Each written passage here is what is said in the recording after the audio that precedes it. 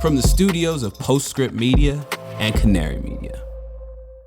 Russia's war on Ukraine is creating needless loss, pain, and suffering. It's forcing Europe's largest displacement of people since World War II, and it's creating a lot of economic pain that will be felt way beyond Europe for a long time to come. Pain that is closely tied to energy. The International Monetary Fund says Russia's invasion of Ukraine will have a severe impact on the global economy. The ripple effects are already being felt here in the U.S. With the Biden administration now considering direct sanctions on the Kremlin's crude oil, prices will likely climb higher than they ever have before. And since Russia is a major exporter of oil and natural gas, this invasion is likely to put increased pressure on the global supply chain, forcing prices to rise even more.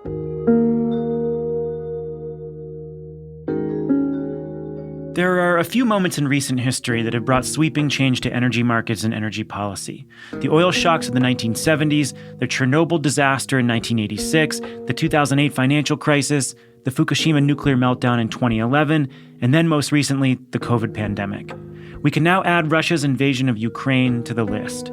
So much of this war is tied up in energy. Russia is one of the biggest fossil fuel producers in the world. Europe, which depends on Russia for 40% of its gas for heating and 1/4 of its oil, is now considering a future without those resources. Sanctions that cut off Russia from the global financial system have so far spared energy, but then the traders and governments that buy Russian oil just stop buying it. Western oil companies like BP, Shell, Exxon, they've abandoned operations in the country, and now global oil prices have risen to highs not seen since 14 years ago, and record high gas prices are on their way. This is happening at a very bad time, when tight energy supplies related to COVID disruptions have pushed prices up and up and up, and when markets go crazy, crazy things start to happen. The spike in natural gas prices will make coal more competitive, keeping a lot more dirty energy on the grid for longer. Operators of nuclear power plants are concerned about high uranium prices, or even a supply shortage, depending on how deep sanctions go. Just days ago, Russia shelled Europe's biggest nuclear power plant in desperation, which could have created an incomprehensible disaster for the region. Joe Biden is probably going to spend the coming months talking about increasing fossil fuel supply to moderate high prices, at a point when he really wanted to talk about cutting it to address climate change. In his State of the Union address last week, he barely even mentioned climate. Heck, members of Congress are back to wearing drill baby drill shirts. Elon Musk is demanding more oil and gas production. People are calling Russia's invasion of Ukraine a breakdown of the post-Cold War order, and it's also a breakdown, or at least a massive rearrangement, in the current energy order. We are in new territory here.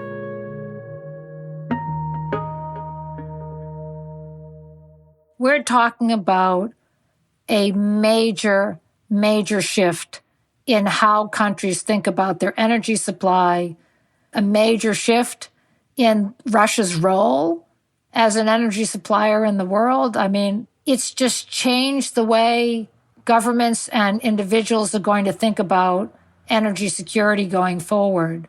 Just measuring the amount of energy that would be impacted by this is, without any risk of error, the largest disruption in a commercial energy relationship ever since energy trade started. When it comes to fossil fuels, building new infrastructure is a multi-year process, and we need energy now. Whatever now happens in Europe, it impacts the whole world. This is The Carbon Copy. I'm Stephen Lacey. This week on the show, a conversation with two experts watching the energy market fallout from Russia's invasion of Ukraine. Both of them worried about the economic and security consequences, but also hopeful it could accelerate the push away from fossil fuels faster.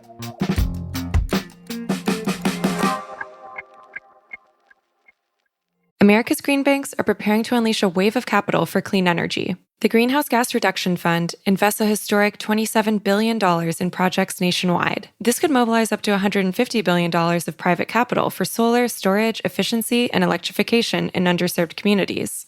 So how do we deploy those billions quickly, efficiently, and with the highest impact? On July 18th, Latitude Media and Banyan Infrastructure will host a virtual event exploring the on-the-ground realities of making America's green banks a success. Register for free by clicking the link in the show notes or go to latitudemedia.com/events. Clean energy and climate tech are policy-driven industries, and anyone working in this field touches local, state, and federal policy in a very real way. And that's why you should be listening to Political Climate, a podcast from Latitude Media and Boundary Stone Partners that delivers an insider's view on climate policy and politics. Every other week, co-hosts Julia Piper, Emily Domenech, and Brandon Hurlbut cover the nuances of government funding, regulations, backroom negotiations, and the election, of course. Political Climate is a show for people who want authentic conversations and strong opinions from voices across the political spectrum. Listen at latitudemedia.com or subscribe to the show anywhere you get your podcasts.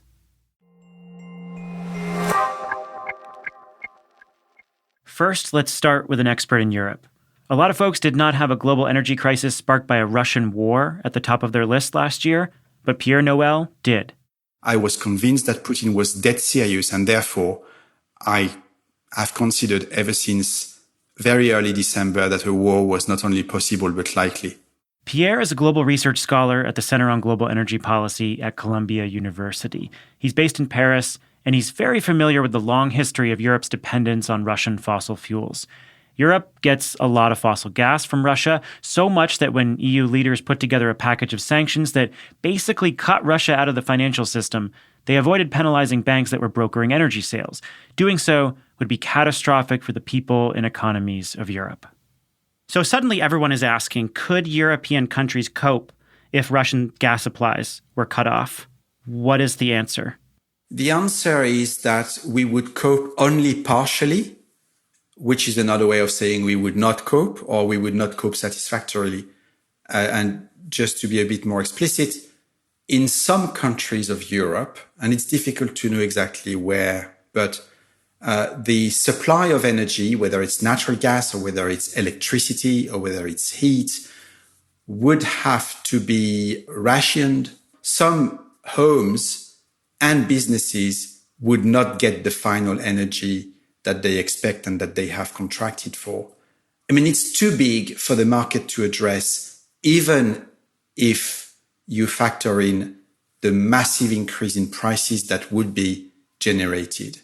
You would have to have some proper rationing, which is just administrative allocation of what is available, meaning that some consumers could not be served. This has been astonishing to watch how swift and deep the financial sanctions against Russia have been. I think many people have seen moves from European countries that they didn't expect this quickly. And it's also been, I think, somewhat surprising to people that we haven't seen energy supplies cut off, that Putin hasn't weaponized energy yet. So what is surprising you right now as we move deeper into this crisis? We in the West are weaponizing. I don't see Russia weaponizing energy here. You know, if anything, they need the money more than ever, right? I mean, they are, you know, it's going to be a long-term confrontation. Their economy will go down the drain.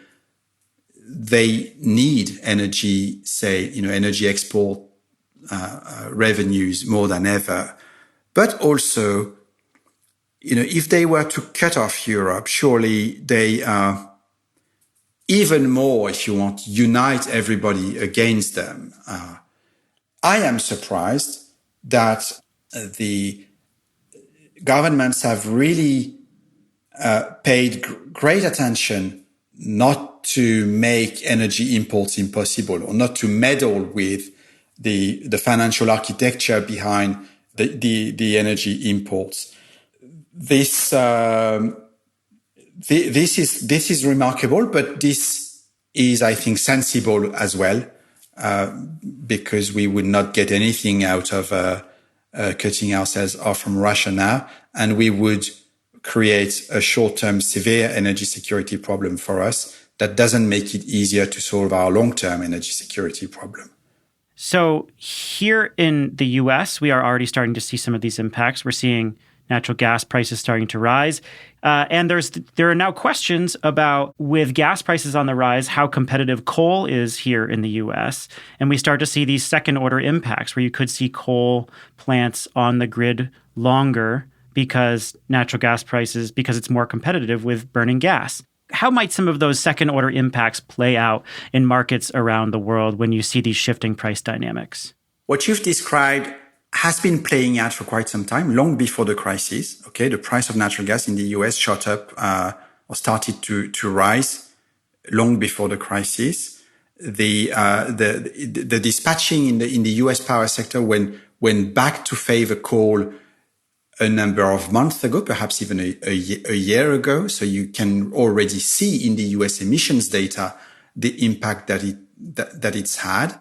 It's playing out in Europe and in Asia as well.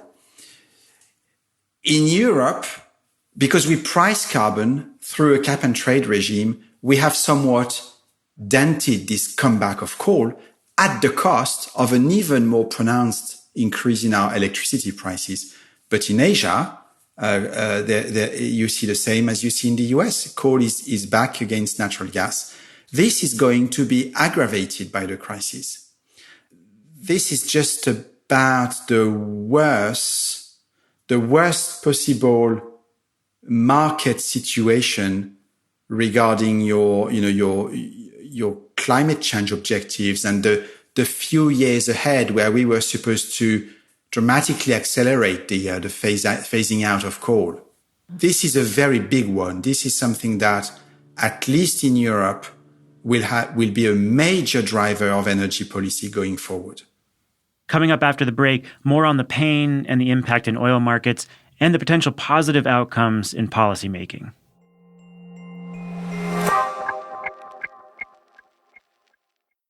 On July 18th, join Latitude Media and Banyan Infrastructure as we take a deep dive into the next phase of deploying the $27 billion Greenhouse Gas Reduction Fund. We'll provide practical insights for the state agencies and local lenders at the front lines of dispensing these funds. Where are the bottlenecks? How do we balance speed with transparency? And can America's green banks live up to the expectations of both local communities and Wall Street? Latitude Media's Stephen Lacey, Banyan co-founder Amanda Lee, and Clean Energy Fund of Texas EVP Billy Briscoe will answer these questions and more on July 18th at 1 p.m. Eastern. This is a must-attend for project developers and financiers. Register for free at latitudemedia.com/events or click the link in the show notes. I'm Julia Piper. I'm Brandon Hurlbut. And I'm Emily Domenech. A little over a year ago, political climate took a break so we could focus on the groundwork of implementing America's biggest ever climate bill, the Inflation Reduction Act. I'm excited to say, political climate is back. And I'll be joined by my two co-hosts to riff on the top political stories and insider scoops, from state houses to the halls of Congress to regulatory agencies and even international climate talks. We'll explain how those developments are driving industry decisions today. Political Climate is a show for people who want authentic conversations. And to learn about how energy and climate policy is shaped within both political parties, from the people who have actually helped shape it. So join me, Brandon, and Emily every other week, starting in April, for fresh episodes of Political Climate. Subscribe to the show wherever you listen to podcasts. Russia has been pushed out of the global economy.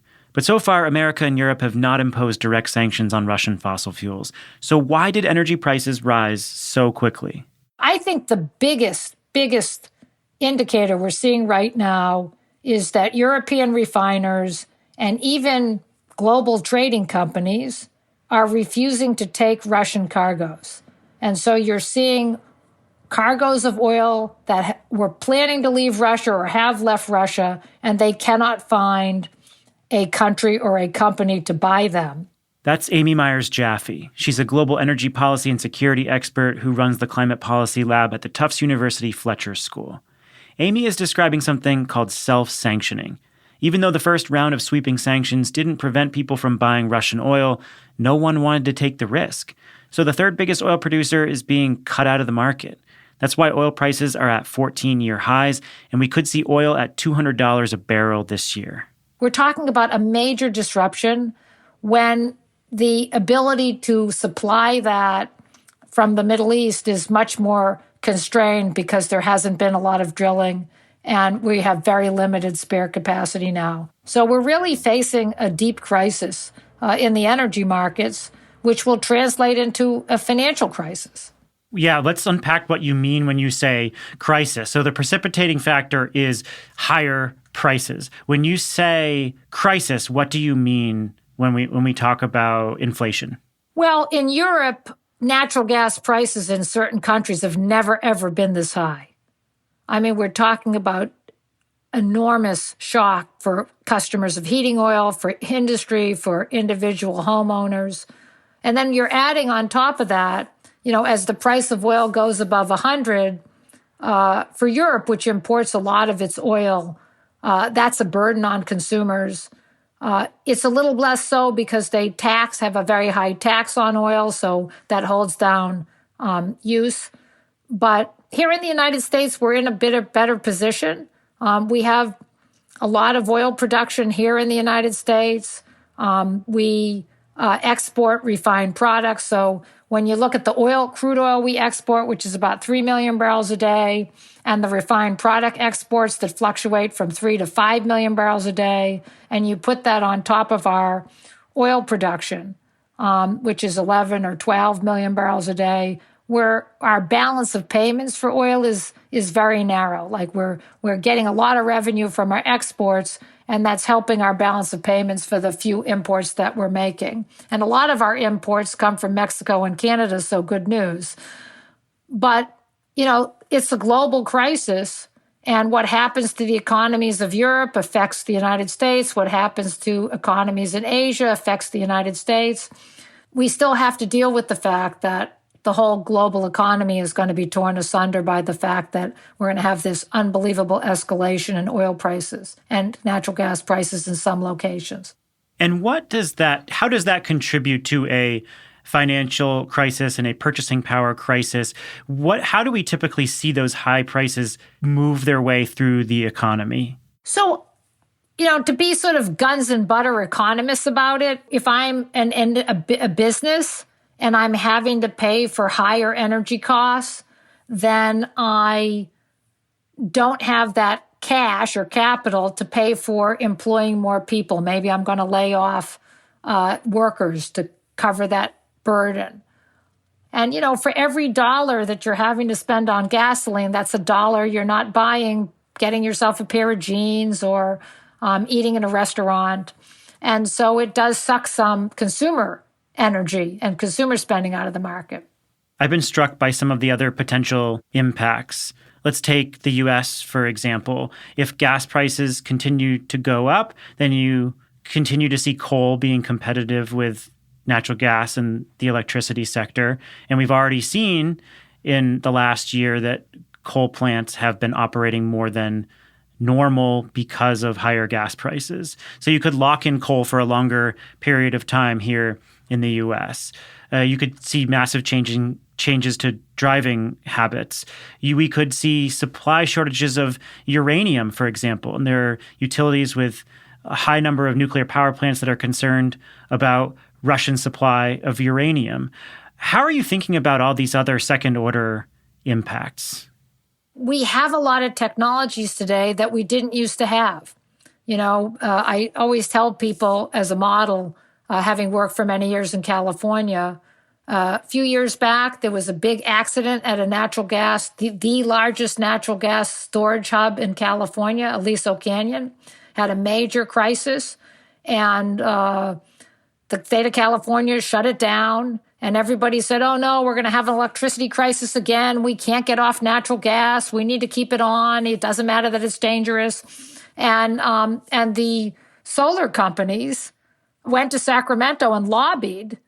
And indeed, you saw the city of LA and other big buyers of electricity tender for solar panels combined with battery storage. 104 megawatts of capacity went in about 2 months or 3 months' time. And that whole crisis was averted. They were able to keep the natural gas storage unit off until it could be safely repaired. So we know that renewables have a high potential. And it's important. For example, in Europe, there's something called imbalance markets where we trade electricity from one country to another. So French nuclear power can be shared with other countries, or hydro and geothermal in Scandinavia can be shared across borders. And it's very important to have those imbalance markets function because we can absolutely optimize how much renewable energy we can use because we can move off curtailed renewables to markets where we can create more demand by trading.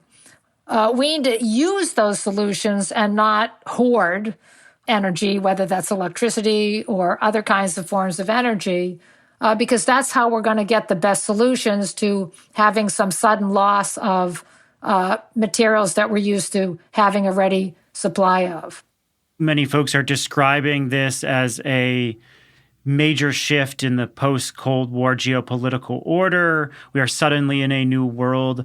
How much of a new energy world are we in? Oh, we're in a totally new energy world.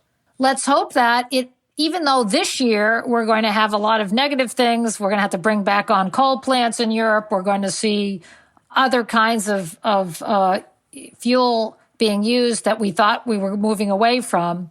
In the end, a shock like this is going to make countries double down on creating energy in ways that they have more control, and that's basically, for the most part, renewable energy.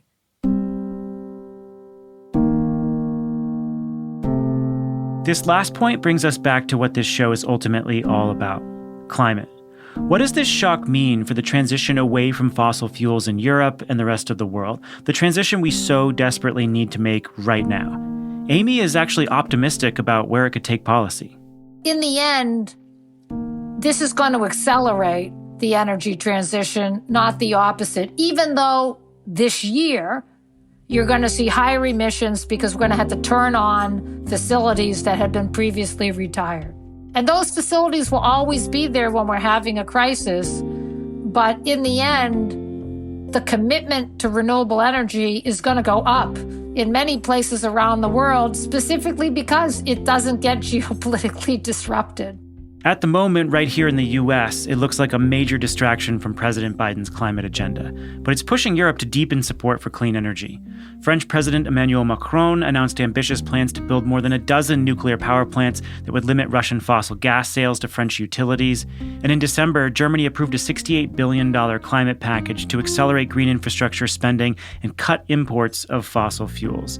It's going to be chaotic, it's going to be messy, but Pierre thinks the momentum will only build further. Europe doesn't have many other choices. The short term is bad. Gas is being made more expensive. But longer term, the forces that you've alluded to are going to play in a very aggressive way. So whatever is done to wean ourselves off Russian natural gas will be leveraged to accelerate our decarbonization objectives. So in that sense, it's positive. Governments in Europe will be empowered, potentially dramatically so, to accelerate the transformation of our energy systems.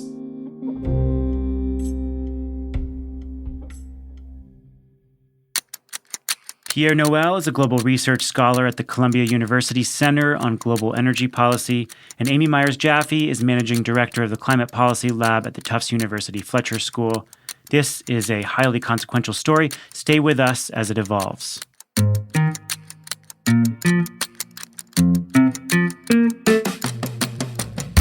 The Carbon Copy is a co-production of Postscript Media and Canary Media. Our producers are Jamie Kaiser, Dalvin Abawaje, Daniel Waldorf, and Alexandria Herr. Ann Bailey is our editor. Cecily Mesa-Martinez is our managing producer. Sean Marquand mixed the episode and composed our theme. Original music came from Blue Dot Sessions and Echo Finch. Thanks to Canary Media for their partnership. Find all our back episodes at canarymedia.com or wherever you get your shows, and give us a rating and review wherever you get your pods, on Spotify or Apple or anywhere else. Thank you so much. We will catch you next week. I'm Stephen Lacey. This is The Carbon Copy.